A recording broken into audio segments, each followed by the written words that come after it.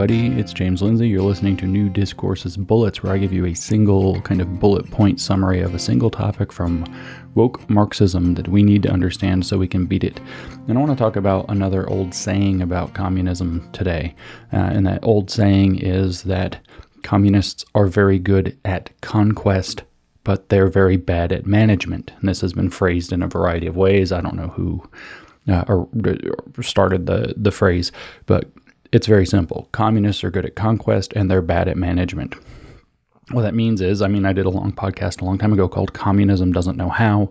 I have a bunch of merch of that type. You can go buy it. Communism Doesn't Know How. And it doesn't know how is really what this old saying reflects.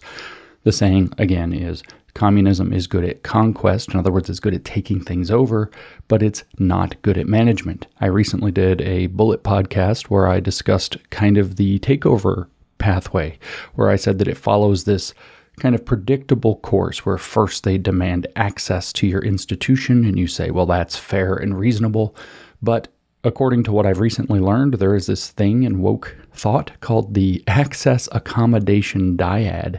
In other words, access and accommodation are seen as two parts of the same thing. So it's not enough for them to be given access that they demand. To be given access is to also have to accommodate them.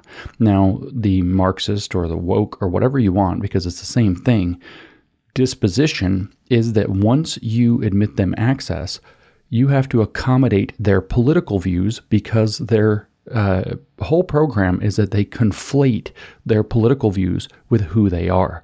And so if you're a woman, you are a feminist politically. If you are whatever they call LGBTQ, then you are a queer activist. That's how they see the world. And therefore, for you to admit access is for you to also have to grant accommodation, not to some, issue like their disability status or something like that, but for their political ideology. So it's access, and access brings accommodation. And by the way, that's the idea of belonging and inclusion in your DEI programs.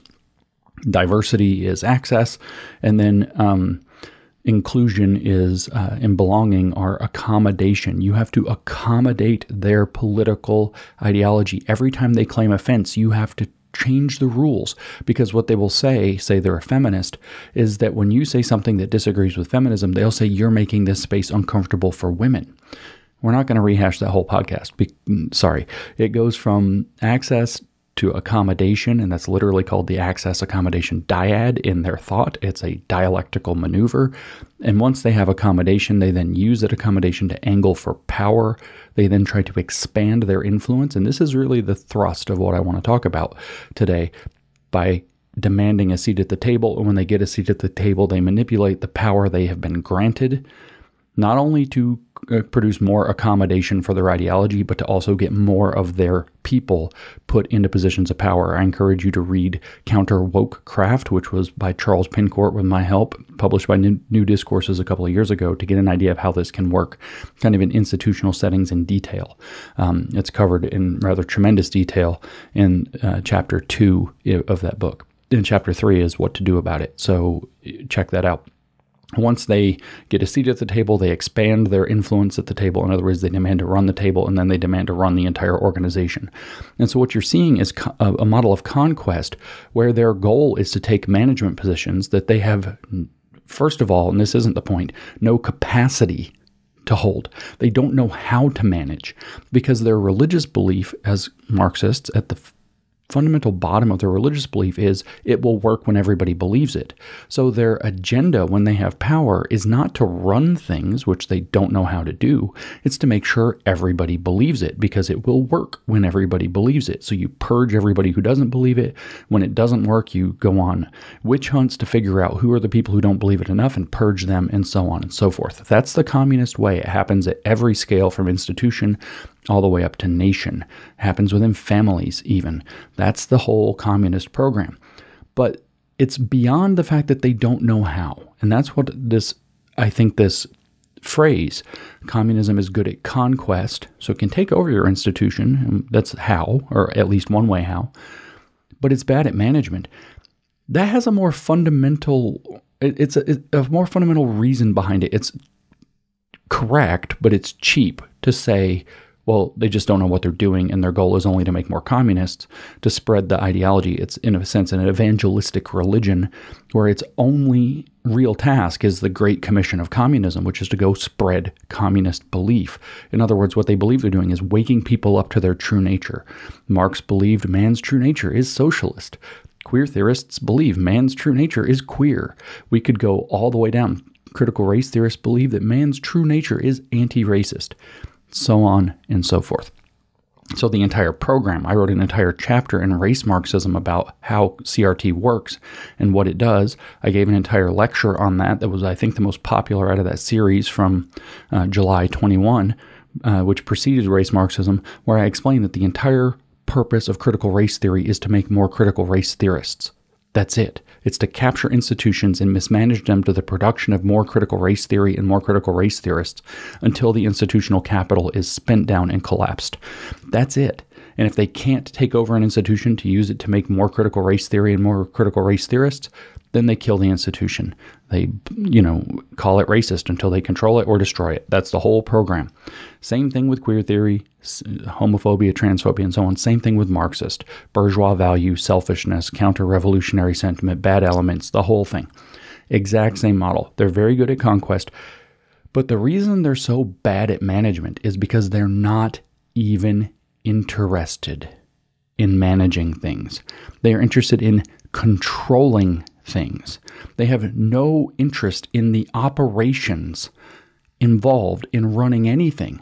All they want is control, and then they force their religious views on everybody once they gather enough institutional power to do so. That's the whole ball of wax. It might sound like they're very interested in managing in that case, but they're not, because they're not interested in the operational management of, say, a company or, say, a professional society. A couple quick examples. Boeing. That's an aircraft manufacturer. Boeing's job is to manufacture airplanes that work. That's it. Safe and effective airplanes. That's their job. That's their mandate. That is their program. Marxists or wokes or whoever that take over Boeing are not interested in making aircraft. They are interested in using Boeing's resources to make Marxists. That's it. That's all. They are not interested in managing an aircraft manufacturer. They are interested in managing an institution to turn it into a church of woke or church of Marxism. So they're not even interested in managing a thing for the thing. They're interested in controlling the environment. So they want to seize the means of production of whatever that institution is, and they kind of play act or cosplay it, say making aircraft or doing whatever the institution does, but their real purpose is to spread communism. This is why they are bad at management, because they're not trying to manage the thing, the institution. They are trying to use the thing to do something else. It's a fundamental misdirection of purpose and resources. Here's a second example. I recently stumbled across this fact. We are hearing a lot about the organization WPATH, which stands for World Professional Association of Transgender Health. It is an activist organization pretending to be a medical authority. The medical association has doctors and everything else associated with it. And it has laid out all of these guidelines that are horrific. They're under a lot of fire. There was the WPATH files by Mia Hughes. There's now the WPATH tapes that have come out from the Daily Caller News Foundation. They're under a lot of fire for a lot of reasons, and the whole thing looks like it could possibly collapse on them. But WPATH has been taken as the standard for all kinds of medical interventions around what they call transgender health. Gender-affirming care is one of the names for these things. Now, obviously, it's a catastrophe. We see that it's a disaster. We see that it's not only probably the largest child abuse scandal in at least modern history, maybe ever, it's also quite blatantly a crime against humanity. But what in the world, why is this interesting now? Well, it turns out, for example, that there's a professional society that regulates, or that represents, I should say, endocrinologists. That's called the Endocrine Society. If you're an endocrinologist who is somebody, you're probably a member of the Endocrine Society. You probably read their publications or go to their conferences, or at least are aware of what they're doing. So they wrote a report on transgender health. This would be considered authoritative in regard to the endocrine aspects, so puberty blockers, cross-sex hormones, etc., in so-called gender-affirming care. Well, guess what? 9 out of 10 of the people who wrote this report, who are officials in the Endocrine Society, are WPATH members. It's wholly corrupt. So why did I bring this up? Because what you see is that when wokes or Marxists are given that access, they are not interested in making your organization work better or do better. It doesn't matter what your organization is. They are interested in demanding access, then demanding accommodation for their political beliefs, and then, most importantly, making their way into power positions that they can't manage, because their goal is to control the organization, to turn it to their purposes, not to the purposes that it exists for. The Endocrine Society does not exist to push queer Marxist propaganda. It does not exist for that purpose, but it's been captured by these activists who do that. And so this is one of the points I wanted to make. They aren't just bad at management, being good at conquest. They aren't interested either in doing the job itself, which they don't know how to do. It's not just that communists don't know how. It's that they don't want to. They have no interest in doing the thing. They have no interest in learning to do the thing. They only want to learn to do the thing far enough where they can pretend to do the thing. We see this with a lot of university professors. They pretend to be educated. They pretend to be professors, but they're actually just activists pushing their garbage. And as such, their trajectory, and we see this, for example, with Claudine Gay. You think, oh, you should talk about plagiarism. I'm not going to talk about plagiarism. I'm going to talk about the fact that she was president of Harvard and only managed to publish like a dozen papers or dozen and a half papers, something like that, a very small number of academic papers in her career, which is actually not uncommon in these kinds of positions. Their goal is not to get in to do the thing. Their goal is to get in to become a bureaucratic cog in the machine. They are angling for those positions of power. They are getting into the Endocrine Society specifically to become 9 out of the 10 members who write the report, or to get into a company to become the members of the Human Resources Office, the HR office, that's going to control how things work. They're working to get into positions to where they can control the apparatus to make it make more communists. And so this is what's at the heart of the saying that's, I think, facially true, that communists are good at conquest, but they're bad at management. And I want you to remember that, though, when we look around at things. Communists are good at conquest. They're good at taking things over. They have very good strategies, very good tactics. They're all evil, but they're very effective. So when I say good, I mean effective. I don't mean morally or ethically appropriate. They're in fact filled with lies and manipulations and deceits. That's a whole other, 10-hour podcast right there. But they are not good at managing, not just because they can't, not just because they don't know how, but because they don't want to. They have no interest in it. Their religion is predicated, one more time, on the belief that when everybody fully wakes up to who they truly are, which is to say a woke or a Marxist or queer, then everything will just start working.